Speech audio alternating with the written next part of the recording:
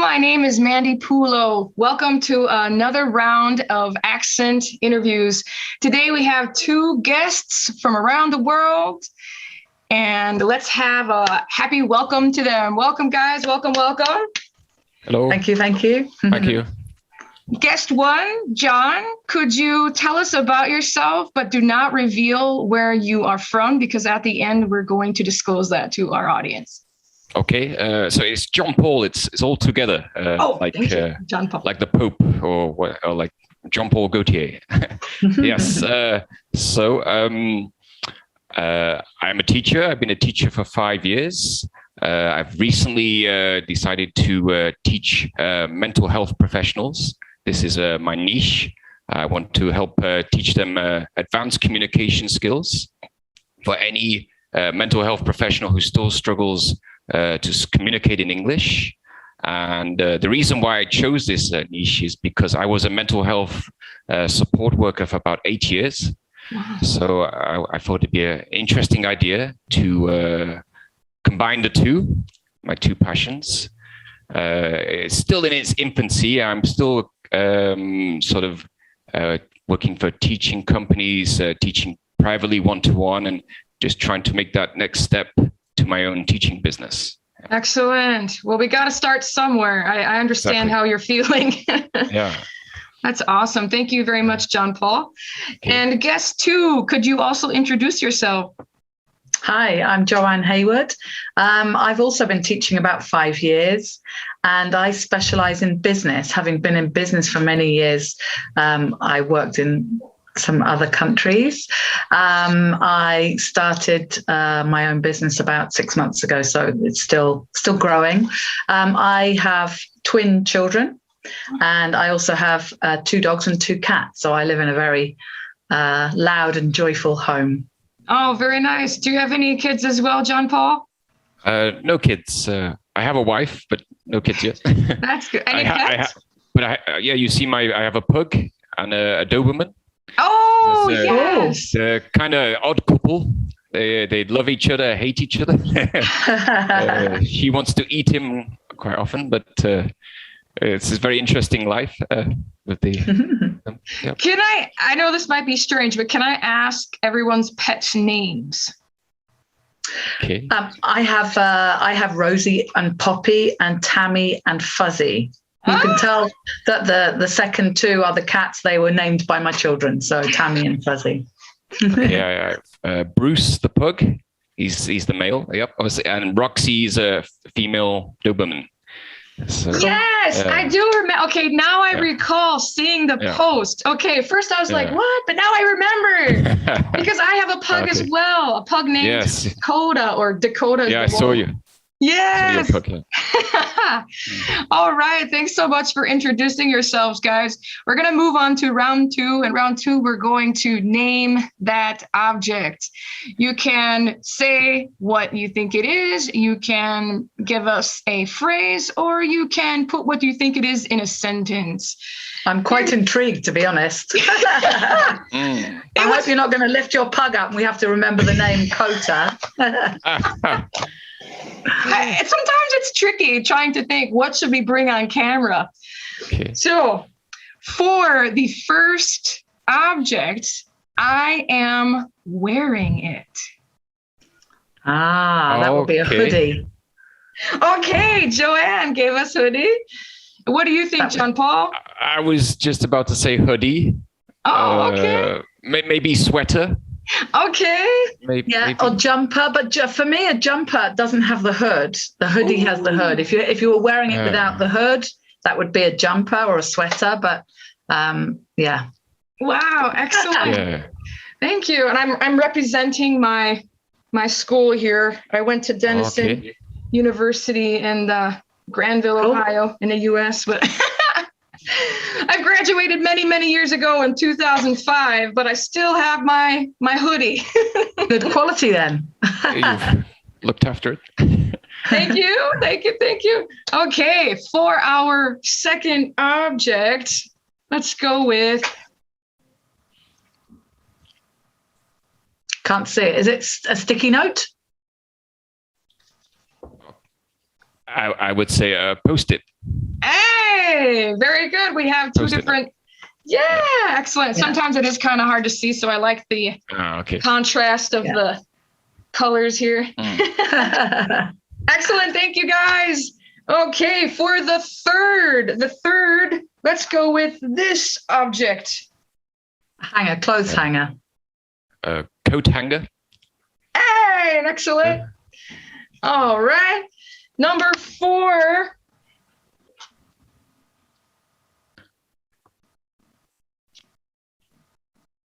I have no idea what that might be.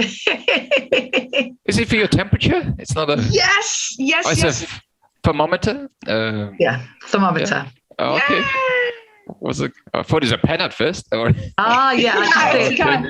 it's just easier to see. Yeah. I have one, but it's not as interesting as that. It's very, very plain. No, there's no duck involved. Yeah, there's no ducks. I don't have one with a duck, that's for sure. It's cute, isn't it? It is nice. Very cute. Yeah, mine's much more sterile, I guess. It's very, thermometer. Aluminium. All right, so that was the 4th in our last object. Okay. It comes in a pair. Boots. More trainers? Trainers, maybe. Sneakers? Sneakers, yeah. Yes. Sometimes I call them gym shoes as well. We have so many names for them, don't we? Do you know why we wouldn't call them gym shoes? Because they have dark soles. Oh, that is so interesting. Mark. If you have white soles, then you can't go into a gym in the UK with dark soles, like squash courts and stuff like that. You have to wear white soles. That is really interesting. Thank you for sharing that. Anytime. Were you aware of that, Jon-Paul? Because I didn't know about that. I have played squash, yes. Okay. About squash, yeah. I'm not a frequent. I don't go to the gym very frequently, so. Okay. Wow! Awesome. Now, everybody, I hope you're still hanging on and engaged with us. We are moving on to round 3. Round 3 we call expressions and idioms. Jon-Paul will be our first guest that is going to play our game, and we're going to put 1 minute on the clock. Here we go. Okay, I'm going to give you part of an idiom now. It's to get someone's something. Attention, get someone's... An idiom, so to get someone's... get someone's... I'll give you a clue in a second. Go on, give us a clue. It's an animal. Get someone's goat. Yeah, well done, John. Very good. To irritate, to anger someone somehow. The way she behaves really gets my goat. That's a good saying. Brilliant. Okay, should we do one more? Yeah. Okay. To rise to something. An occasion. To rise to the occasion. No. A challenge. To rise to the challenge. Think about fishing. Rise to the bait. Yeah, Joanne, you're good at this. Well done. All right, you're a clown. Yes, to get angry with someone who is teasing you. All right, shall I try and do one more? Yeah. Okay. So to be way off the something. Way off the mark, way off the mark, yes. So to be completely wrong, when we just think about something and we're just completely off in what we're thinking about, something else, completely wrong. Sorry. Yeah. Okay. One more. To play it by ear. Yes. Yeah. Very good. So what do we mean to play it by ear? To just do it off the cuff, to do things without planning. To wing it, I like to. Yeah. To wing it, yes. Yeah, just do things off the cuff. To turn up and see what happens. Yeah. Yeah. Kind of, yeah. We often use this phrase, my best friend and I, he's a Chinese guy living in China. We often say, oh, I don't know when I'm going to speak to you next. Let's just play it by ear. So we end up talking over the phone randomly. Yeah. And that is the timer. We did go over a minute, but that's okay. That was fun. Good work. Cool. Thank you so much, Jon-Paul. All right. It's Joanne's turn. Okay, I've also got a couple of idioms, and then I've got a couple of just words that you can just guess at because they're a bit weird. So stop beating around. The bush. The bush. Yeah, that was very easy. Pay through the... Nose? You're going to pay... Sorry? Yeah, pay through the nose. I was going to say the phone. No, pay through the nose. Something that's really expensive. Yeah, something like that you're paying too much for, basically. Stop beating around the bush obviously means, not obviously, but means to be direct. Don't get diverted. Just get to the point. Say what you think. Yeah. To hit the nail on the head. On the head, yeah. See, they're a bit too easy. Let me just move on to some of the other ones. So, skew whiff. Any idea what skew whiff might mean? Can you put it in a sentence? Oh, go ahead, Yeah. Jon-Paul. So, go ahead, Jon-Paul. Is it where things are a bit off? Yes, a bit off. Is it me or is the painting a bit skew whiff? Is it just a bit not straight? Yeah, you got to. A bit off. Yeah. Okay. And skive. You know what skive is? It's mainly to do with school or work, maybe? Well, it could be work, yeah. To skive off is to basically play hooky, just to not go, to just... To bunk, we could say. To bunk off, yes, to bunk off. Spend a penny. Do you know what spend a penny is? Okay, that's actually to go to the toilet, and it came from. You find it a lot with some of the older generation. They would say, instead of "I'm going to go to the toilet" or whatever, they would say, "I'm going to go and spend a penny," because in the olden days they had to actually physically. Obviously the toilets were public toilets. They had to spend a penny to go and use the facilities, So that was quite a good one, actually. Yeah, it's a new one for me. I have a question. May I ask a question? Yep. Have either of you had to ever spend a penny? And yes, actually. Where and when was that? And how much did you have to spend? Mine was 10 pence, and it was at a concert, and there were some big toilets where you went downstairs and you had to, and in exchange for the 10 pence they would give you some pieces of toilet roll. So if you didn't spend the 10 pence, mine was 20 pence, just a public toilet. I didn't want to use it, but sometimes you get you get caught short. Yeah, that's a good one. It was an emergency, huh? Emergency. Yeah. Can you guys help me here? How much is that in US? Do you have any idea what the conversion would be? 10 pence is about maybe $12, something like that. Oh wow. No, 12 cents. Sorry, 12 cents. Okay. I'm like, that's $12 is a lot.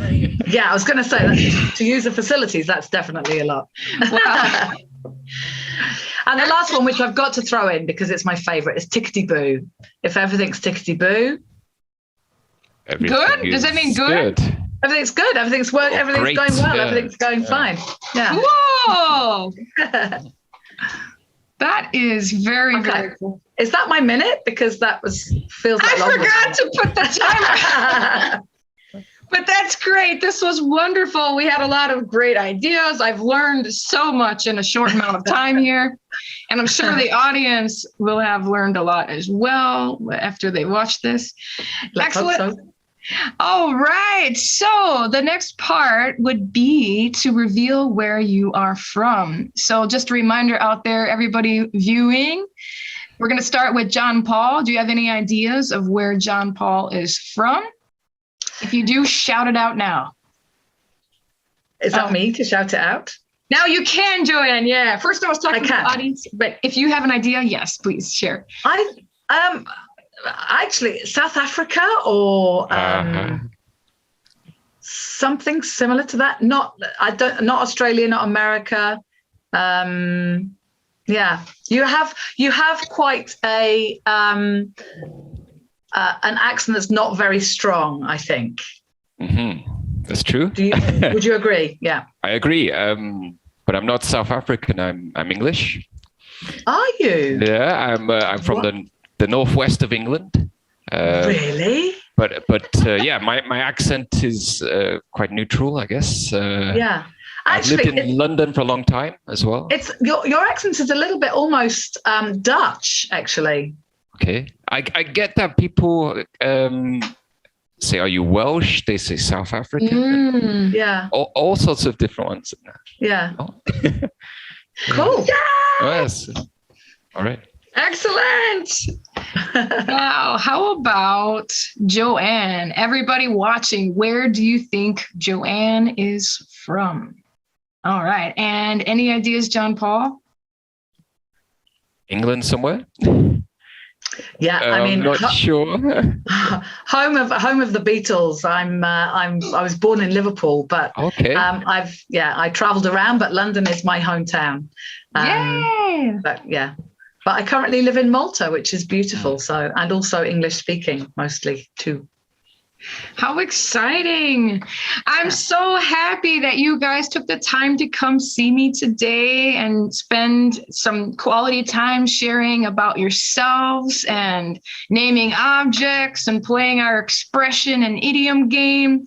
It's been a pleasure. I do appreciate you, and I hope that you have much success in growing your businesses and that you just have a blessed life. Thank you so much for being here. Same to you. Thank you.